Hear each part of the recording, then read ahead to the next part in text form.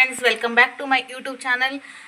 ಯಾರೆಲ್ಲ ನನ್ನ ವಿಡಿಯೋನ ಫಸ್ಟ್ ಟೈಮ್ ನೋಡ್ತಾ ಇದ್ರಿ, ಪ್ಲೀಸ್ ಸಪೋರ್ಟ್ ಮಾಡಿರಿ, ಸಬ್ಸ್ಕ್ರೈಬ್ ಮಾಡ್ಕೊಡ್ರಿ. ಹಾಗೆ ನಾನಿವತ್ತು ಒಬ್ಬಟ್ಟು ನನ್ನ ಸಾರು ಅಂದರೆ ಸಬ್ಸ್ಕ್ರೈಬರ್ಸ್ಗೆ ಕಟ್ಟಿನ ಎಲ್ಲರಿಗೂ ಸಾರು ಮಾಡೋದು ಹೇಗೆ ಗೊತ್ತಿರುತ್ತೆ. ಅಂತ ನಾನು ತೋರಿಸ್ಕೊಡ್ತಾ ಆಲ್ರೆಡಿ ಇದ್ದೀನಿ. ಬನ್ನಿ ಒಬ್ಬಟ್ಟು ನೋಡೋಣ ಹೇಗೆ ಮಾಡಿದ್ದೀನಿ. ಅಂತ. ಈಗ ಒಬ್ಬಟ್ಟು ಸಾರೊಂದು ಮಾಡಿರಲಿಲ್ಲ. ಈ ವಿಡಿಯೋದಲ್ಲಿ ಒಬ್ಬಟ್ಟು ಸಾರು ಮಾಡೋದು ಹೇಗೆ ಅಂತ ನಾನು ನಿಮಗೆ ಪೂರ್ತಿಯಾಗಿ ಡೀಟೇಲ್ ಆಗಿ ತೋರಿಸ್ಕೊಡ್ತಾ ಇದ್ದೀನಿ. ಮೊದಲಿಗೆ ನಾನಿಲ್ಲಿ ಒಬ್ಬಟ್ಟು ಮಾಡೋದಕ್ಕಂತ ಬೇಳೆ ಬೇಯಿಸ್ಕೊಂಡಿದ್ದೆ. ಅದರಿಂದ ಬಂದಂಥ ನೀರು ಕಟ್ಟು ಅಂತಾರಲ್ಲ, ನಮ್ಮ ಕಡೆ ಎಲ್ಲ ಕಟ್ಟು ಅಂತೀವಿ ನಾವು. ಆ ಕಟ್ಟನ್ನು ನಾನು ಬಸ್ದು ತೆಗೆದಿಟ್ಕೊಂಡಿದ್ದೆ. ಆ ಕಟ್ಟಿನಿಂದ ಈ ಸಾರನ್ನು ಮಾಡ್ತಿರೋದು. ನಿಮಗೆಲ್ಲ ಯಾರಿಗೆಲ್ಲ ಒಬ್ಬಟ್ಟಿನ ಸಾರು ಇಷ್ಟ ಆಗುತ್ತೆ, ಒಬ್ಬಟ್ಟು ಸಾರು ಪ್ರಿಯರು ಯಾರ್ಯಾರು ಅಂತ, ಒಬ್ಬಟ್ಟು ಸಾರು ಯಾರಿಗೆಲ್ಲ ಇಷ್ಟ ಆಗುತ್ತೆ ಅಂದರೆ ಕಟ್ಟಿನ ಸಾರು ಯಾರಿಗೆಲ್ಲ ಇಷ್ಟ ಆಗುತ್ತೆ ಅನ್ನೋದನ್ನು ನನಗೆ ಕಮೆಂಟ್ ಸೆಕ್ಷನಲ್ಲಿ ದಯವಿಟ್ಟು ಕಮೆಂಟ್ ಮಾಡಿ ತಿಳಿಸಿ. ಏನಿಲ್ಲರಿ, ಒಬ್ಬಟ್ಟು ಮಾಡೋದು ಭಾಳ ಈಸಿ ಅಂತಂದು ಹೇಳ್ಬೋದು. ಅದೇನಪ್ಪ ಅಂತಂದ್ರೆ, ಮೊದಲಿಗೆ ನಾನು ಒಬ್ಬಟ್ಟು ಮಾಡೋದಕ್ಕೋಸ್ಕರ ಬೇಳೆ ಬೇಯಿಸಿಟ್ಕೊಂಡಿದ್ದೆ. ಅದರಿಂದ ಬಂದಂತಹ ಕಟ್ಟನ್ನು ನಾನು ಅದು ಬಸ್ದು ತೆಗೆದಿಟ್ಕೊಂಡಿದ್ದೀನಿ. ನೋಡಿ, ಇಷ್ಟಕೊಂಡ ಕಟ್ಟು ಬಂದೈತಿ. ಒಂದು 2 ಚಟಾಕ, ಮಿನಿಮಮ್ 2 ಚಟಾಕ, ಒಂದು 1.5 ಚಟಾಕ್ನಷ್ಟು ಕಡಲೆಬೇಳೆನ ಹಾಕ್ಕೊಂಡು ಬಸ್ಕೊಂಡಿದ್ದಂತಹ ನೀರದು. ನಾನು ಮೊದಲಿಗೆ ಇಲ್ಲಿ ಒಂದು ಈರುಳ್ಳಿನ, ಮೀಡಿಯಮ್ ಗಾತ್ರದ ಈರುಳ್ಳಿನ ಫ್ರೈ ಮಾಡ್ಕೊತಾ ಇದ್ದೀನಿ. ಚೆನ್ನಾಗಿ ಬಿಸಿ ಆಗಬೇಕದು ಈರುಳ್ಳಿ. ನಾವೆಲ್ಲ ಈರುಳ್ಳಿ ಅಂತಂದೆ ಎಲ್ಲ ಅನ್ನಕ್ಕೆ ಹೋಗಲ್ಲ, ವೀಡಿಯೋಗೋಸ್ಕರ ಈರುಳ್ಳಿ ಅಂದಿದ್ದು. ನಾವು ಈ ಈರುಳ್ಳಿಗೆ ಉಳ್ಳಾಗಡ್ಡಿ ಅಂತಂದು ಕರಿಯೋದು. ಉಳ್ಳಾಗಡ್ಡಿನ ಹಿಂಗೆ ಚಂದಂಗಿ ಹುರ್ಕೋಬೇಕು, ಕಪ್ ಆಗಬೇಕು, ಆ ರೀತಿ ಚಂದಂಗಿ ಹುರ್ಕೋಬೇಕು. ನೋಡ್ರಿ, ಇವಾಗ ನಾನು ಈರುಳ್ಳಿ ಚಂದಂಗೆ ಹುರ್ಕೊಂಡ್ಬಿಟ್ಟೇನಿ.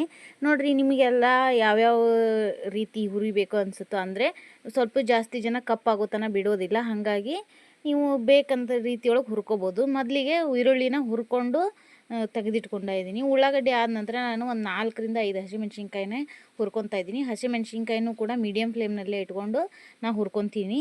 ಅದಕ್ಕೆ ಒಂದು 4 ಬೆಳ್ಳುಳ್ಳಿ ಹೆಸಳನ್ನು ಹಾಕ್ಕೊತಿದ್ದೀನಿ. ಒಂದು ಮೀಡಿಯಮ್ ಗಾತ್ರದ ಬೆಳ್ಳುಳ್ಳಿ ಗಡ್ಡಿನ ಬೇಳೆನ ಹಾಕ್ಕೊತಾ ಇದ್ದೀನಿ. ಅದನ್ನೂ ಚೆನ್ನಾಗಿ ಹುರ್ಕೋಬೇಕು.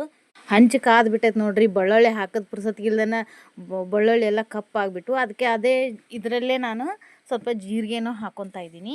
ಜೀರಿಗೆನೂ ಕೂಡ ಸ್ವಲ್ಪ ಫ್ರೈ ಮಾಡ್ಕೊಂಡಾದ ನಂತರ ನಾನಿಲ್ಲಿ ಮೊದಲಿಗೆ ಟಮಾಟೆ ಹಣ್ಣನ್ನು ಒಲೆಯಲ್ಲೇ ಹುರ್ಕೊಂಡಿದ್ದೆ. ಬೇಕಿದ್ರೆ ಇದ್ರ ಜೊತೆಗೆ ಕೊಬ್ಬರಿನೂ ಹಾಕೋಬೋದು. ಈ ಸಾರಿಗೆ ನಾನಿಲ್ಲಿ ಕೊಬ್ಬರಿ ಯೂಸ್ ಮಾಡ್ತಾ ಇಲ್ಲ. ಎಲ್ಲ ಹಳ್ಳಿ ಕಡೆ ಹಿಂಗೆ ಮಾಡೋದು, ನಾವು ಸಪ್ರೇಟಾಗಿ ಹುರಿಬೇಕು ಆ ಥರ ಏನೂ ಇಲ್ಲ. ಈ ಮೆಣಸಿನ್ಕಾಯಿ ಕೂಡ ಹಾಕ್ತಾರೆ. ನಾನು ಒಲೆಯಲ್ಲಿ ಮೆಣಸಿನ್ಕಾಯಿ ಹಾಕಿರಲಿಲ್ಲ, ಟಮಾಟೆ ಹಣ್ಣು ಹಾಕಿದ್ದೆ. ಅದನ್ನು ನಾನು ಎಲ್ಲ ಹುರ್ಕೊಂಡಿರುವಂಥ ದಿನಸ ಹಾಕ್ಕೊಂಡು ಮತ್ತು ಒಂದು ಸ್ವಲ್ಪ ಕಡಲೆಬೇಳೆನ ಹಾಕ್ಕೊಂಡು ಮಿಕ್ಸಿ ಮಾಡಿ ಇಟ್ಕೊಂಡಿದ್ದೀನಿ. ಆ ಮಿಕ್ಸಿ ಇಟ್ಕೊಂಡಾದ್ಮೇಲೆ ಸ್ವಲ್ಪ ಸೈಡಿಗೆ ಎತ್ತಿಟ್ಕೊಂಡು ಒಂದು ಗುಂಡಿ ತೊಗೊಂಡಿದ್ದೀವಿ. ನಾವು ಕಡೆ ಎಲ್ಲ ಈ ಗುಂಡಿಲೇ ಸಾರು ಮಾಡೋದು ನಮ್ಮ ಕಡೆ. ನಾನು ಅದಕ್ಕೆ ಸ್ವಲ್ಪ ಎಣ್ಣೆ, ಸಾಸಿವೆ, ಜೀರಿಗೆನ ಹಾಕ್ಕೊಂಡು ಅವು ಚಟಪಟ ಅಂತ ಸಿಡ್ದಾದ್ಮೇಲೆ ಸ್ವಲ್ಪ ಕರಿಬೇವಿನ, ಸ್ವಲ್ಪ ಫ್ರೆಶ್ ಆಗಿರೋಂಥ ಕರಿಬೇವನ್ನ ಹಾಕ್ಕೊತಾ ಇದ್ದೀನಿ. ಕರಿಬೇವೆಲ್ಲ ಚಟಪಟ ಅಂತಂದು ಸಿಡಿದ್ಮೇಲೆ ಒಂದೇ ಗಡ್ಡಿ ಬೆಳ್ಳುಳ್ಳಿನ ಸಣ್ಣಗೆ ಜಜ್ಜಿಟ್ಕೊಂಡಿದ್ದೆ. ಅದನ್ನು ಅರ್ಧಂಬರ್ಧ ಜಜ್ಜಿಟ್ಕೊಂಡಂಥ ಬೆಳ್ಳುಳ್ಳಿನ ನಾನು ಎಣ್ಣೆಗೆ ಹಾಕ್ಕೊತಾ ಇದ್ದೀನಿ. ಎಣ್ಣೆಗೆ ಹಾಕ್ಕೊಂಡಾದ್ಮ್ಯಾಗ ನಾನು ನೆಕ್ಸ್ಟ್ ಏನಪ್ಪ ಅಂದರೆ ಇದಕ್ಕೆ ಅರಿಶಿನ ಪುಡಿ ಮತ್ತು ಮಸಾಲೆನ ಹಾಕ್ಕೊತಾ ಇದ್ದೀನಿ. ಮೊದಲಿಗೆ ನಾವು ಮಸಾಲೆನ ಈ ರೀತಿ ಡೈರೆಕ್ಟ್ ಪೌಡ್ರ್ ಹಾಕೋದಿಲ್ಲ ಅಂತ ಹೇಳಿದರೆ, ಮಿಕ್ಸಿ ಮಾಡ್ಕೊತೀವಲ್ಲ ಆವಾಗ ಸ್ವಲ್ಪ ಚಕ್ಕೆ, ಲವಂಗ, ಮೆಣಸನ್ನು ಕೂಡ ಹಾಕ್ಕೋಬೋದು. ನಾನು ಆ ರೀತಿ ಹಾಕ್ತಾಯಿಲ್ಲ, ಡೈರೆಕ್ಟಾಗಿ ಇಲ್ಲೇ ಹಾಕಿಬಿಡ್ತೀನಿ. ಮತ್ತು ಅದನ್ನೊಂದೆಲ್ಲೇ ಅದನ್ನ ಹುಡಿಕೊಂಡು ಹಾಕ್ಕೊಳಕ್ಕಾಗೋದಿಲ್ಲ ಅನ್ನೋದಕ್ಕೋಸ್ಕರ ನೆಕ್ಸ್ಟ್ ನಾನು ಇದಕ್ಕೆ ಸ್ವಲ್ಪ ಹುಣಸೆ ಹಣ್ಣನ್ನು ನೆನಕಿಟ್ಟಿದ್ದೆ. ಆ ಹುಣಸೆ ಹಣ್ಣಿನ ರಸನ ಎಣ್ಣೆಗೆ ಹಾಕ್ತಾಯಿದ್ದೀನಿ. ನೀಟಾಗಿ ಎಲ್ಲ ರಸ ಮಾತ್ರ ಹಾಕ್ತಾಯಿದ್ದೀನಿ, ಹುಣಸೆ ಹಣ್ಣು ಹಾಕ್ಕೊತಾ ಇಲ್ಲ. ಹುಣಸೆ ಹಣ್ಣಿನ ರಸನ ಹಿಂಡ್ಕೊತಾ ಇದ್ದೀನಿ ನಾನು ಇದಕ್ಕೆ. ಹುಣಸೆ ಹಣ್ಣಿನ ರಸ ಹಿಂಡ್ಕೊಂಡಾದ್ಮೇಲೆ ಹುಣಸೆ ಹಣ್ಣಿನ ರಸ ನೀಟಾಗಿ ಕುದಿಬೇಕು. ನೀಟಾಗಿ ಕುದ್ದಾದ ನಂತರ ನಾನು ಇದಕ್ಕೆ ಒಂದು ಸರಿ ಹುಣಸೆ ಹಣ್ಣಿನ ರಸನ ಚೆನ್ನಾಗಿ ಕುದಿಸ್ಕೊಂಬಿಡ್ರಿ.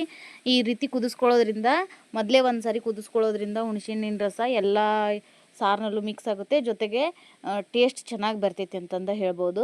ನೆಕ್ಸ್ಟ್ ಇದಕ್ಕೆ ನಾನು ಏನಪ್ಪ ಅಂದರೆ ಮಾಡಿಟ್ಟಿರುವಂಥ ಕಟ್ಟು ಜೊತೆಗೆ ಆ ಕಟ್ಟಿನಲ್ಲಿಯೇ ನಾನು ಮಿಕ್ಸಿ ಹಾಕ್ಕೊಂಡಿರುವಂಥ ಪೇಸ್ಟನ್ನು ಕೂಡ ಅದಕ್ಕೆ ಹಾಕ್ಕೊಂಡ್ಬಿಟ್ಟಿದ್ದೆ. ನಾನು ಅದನ್ನ ಈಗ ಸಾರಿಗೆ ಹಾಕ್ಕೊತಾ ಇದ್ದೀನಿ. ನೋಡಿರಿ, ಅದೇ ಡಬ್ರಿಗೆ ಇನ್ನೊಂದು ಸ್ವಲ್ಪ ನೀರು ಹಾಕ್ಕೊಂಡು ಆ ನೀರನ್ನು ಸ್ವಲ್ಪ ತೊಳಕ್ಲ ಅಂತೇಳಿ ಅದು ಸಾರಿನ ಗುಂಡಿಗೆ ಹಾಕ್ಕೊಂಡ್ಬಿಟ್ಟೆ. ಹಿಂಗೆ ಹಾಕ್ಕೊಂಡಿರೋಂತಹ ಈ ನೀರನ್ನ ಕುದಿಸ್ಕೋಬೇಕು. ಇದಕ್ಕೆ ಸ್ವಲ್ಪ ಉಪ್ಪು ಮತ್ತು ಬೆಲ್ಲನ ಹಾಕ್ಕೋಬೇಕು. ಬೆಲ್ಲ ಬೇಡ ಅಂದ್ರೆ ಸ್ವಲ್ಪ ಹುಣ್ಗ ಇರುತ್ತಲ್ಲ, ಹುಣ್ಗ ಹಾಕ್ಕೊಂಡ್ರಂತೂ ಟೇಸ್ಟ್ ಭಾರಿ ಅಂದ್ರೆ ಭಾರಿ ಬರ್ತೈತಿ. ಬೇಡಪ್ಪ ಅಂದ್ರೆ ಸ್ವಲ್ಪ ಬೆಲ್ಲ ಹಾಕ್ಕೊಳ್ಬೋದು. ಫೈನಲಾಗಿ ಒಂದು ಸ್ವಲ್ಪ ಕೊತ್ತಂಬರಿ ಸೊಪ್ಪು ಹಾಕಿಬಿಟ್ರಂತೂ ವಾರೆವಾ ಸೂಪರ್ ಸಾರು ಅಂತಂದು ಹೇಳ್ಬೋದು. ಈ ಕಟ್ಟಿನ ಸಾರು ಎಲ್ಲ ಯಾರಿಗೆಲ್ಲ ಇಷ್ಟಪಡ್ತೀರಿ, ಯಾರು ಇಷ್ಟಪಟ್ಟು ಊಟ ಮಾಡ್ತೀರಿ ಈ ಕಟ್ಟಿನ ಸಾರನ್ನ, ಅವರೆಲ್ಲ ಪ್ಲೀಸ್ ಕಮೆಂಟ್ನಲ್ಲಿ ನನಗೆ ಕಟ್ಟಿನ ಸಾರು ಇಷ್ಟ ಅಂತ ಕಮೆಂಟ್ ಸೆಕ್ಷನಲ್ಲಿ ಕಮೆಂಟ್ ಮಾಡಿರಿ. Thank you for watching my video.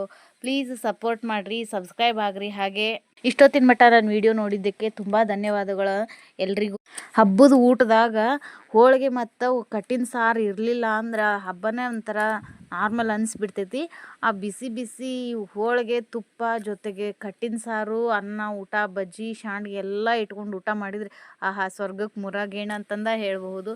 ಈ ಕಾಂಬಿನೇಷನ್ ಈ ಕರ್ನಾಟಕದಾಗ ಮನೆಯಲ್ಲಿ ಎಲ್ಲ ಕಡೆನೂ ಐತಿ. ವಿಶೇಷವಾದ ಅಡುಗೆ ಅಂತಂದ ಹೇಳ್ಬೋದು. ಇದನ್ನ ನಮ್ಮ ಮನ್ಯಾಗ ಮಾಡಿರುವಂಥ ಸಿಂಪಲ್ ಸಾದಾ ಆ್ಯಂಡ್ ಸೂಪರ್ ಟೇಸ್ಟ್ ಆಗಿರುವಂಥ ಒಬ್ಬಟ್ಟು ಸಾರು ರೆಡಿ ಆಗೈತೆ ನೋಡ್ರಿ. ನೀವೆಲ್ಲ ಹೆಂಗೆ ಒಬ್ಬಟ್ಟು ಸಾರು ಮಾಡ್ತೀರಿ? ಇದೇ ಥರ ಮಾಡ್ತೀರಾ ಅಥವಾ ಬೇರೆ ವಿಧಾನನ ಬಳಸ್ಕೊತೀರಾ? ಪ್ಲೀಸ್ ನನಗೆ ಕಮೆಂಟ್ ಸೆಕ್ಷನಲ್ಲಿ ಕಮೆಂಟ್ ಮಾಡಿ. Thank you.